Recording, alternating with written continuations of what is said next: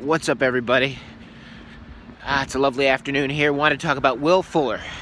Will Fuller of the Houston Texans, formerly of the University of Notre Dame. You better believe it, baby. Will Fuller just tested positive today for PEDs, and then he wrote a very, very thoughtful, almost inspiring message on social media, taking accountability and responsibility, explaining the situation. So first and foremost, Will Fuller, Notre Dame grad, class act handling the situation.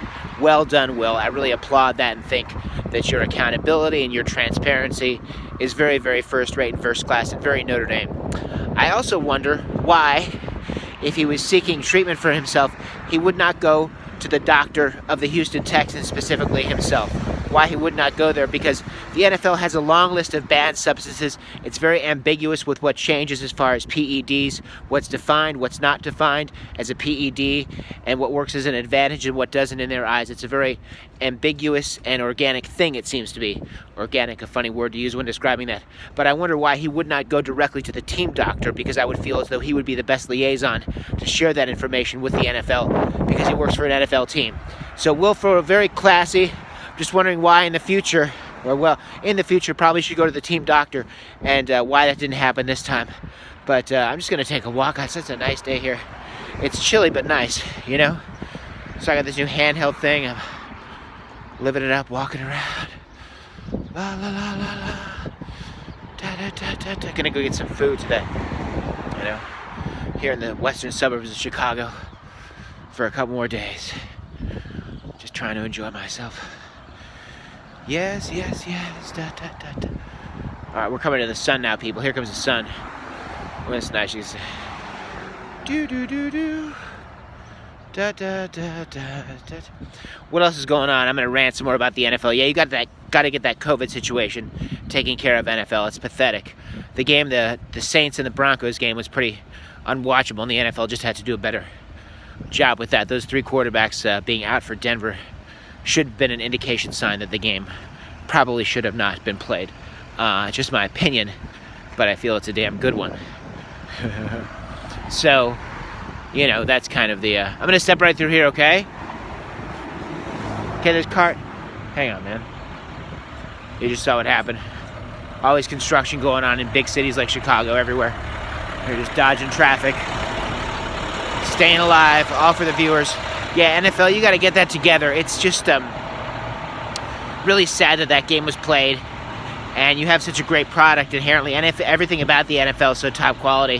What really makes it top quality is the parity, and the parity of play, and the top quality player are so good. It's what keeps us watching, and that is, of course, because of revenue sharing, revenue television sharing, which means that Green Bay and New York, a big city and a small city, both being NFL cities, make the same amount of money. So that's a great thing the NFL has set up. So they should just do better by themselves by not having this kind of games played. And what else is going on in the world of sports today? Looking at, Kemba Walker is going to be out for the Boston Celtics. Not going to be playing for a while. The Celtics, who made it all the way to the Eastern Conference Finals. I was really shocked the Celtics didn't make it to the NBA Finals. I thought it was going to be Lakers-Celtics, like the old school days again in the finals this year.